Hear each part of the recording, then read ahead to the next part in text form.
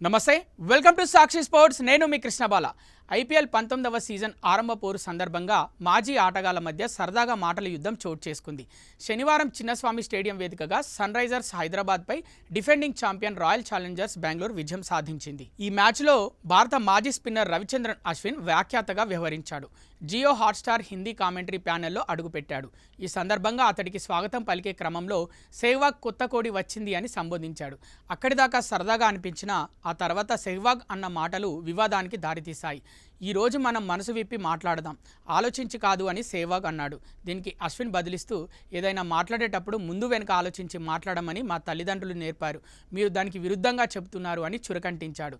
సెహ్వాగ్ అక్కడితో వదిలేయకుండా, కొంతమంది ఫాలోవర్స్ తగ్గిపోతారనే భయంతో ఆచితూచి మాట్లాడుతుంటారు, ఫ్యాన్స్ ఏమనుకుంటారో అని ఆలోచించి కామెంట్స్ చేస్తారు అని అశ్విన్ సోషల్ మీడియా అకౌంట్లను ఉద్దేశించి అన్నాడు.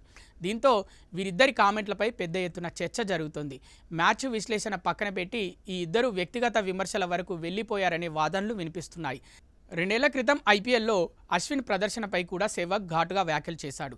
వికెట్లు తీయకుండా కేవలం పరుగులు నియంత్రించాలని చూసే బౌలర్ వల్ల జట్టుకు ఎలాంటి లాభం ఉండదు, అశ్విన్ ఇలాగే చేస్తే అతన్ని నెక్స్ట్ సీజన్లో ఎవరు తీసుకోరు అని సెహ్వాగ్ కామెంట్ చేశాడు.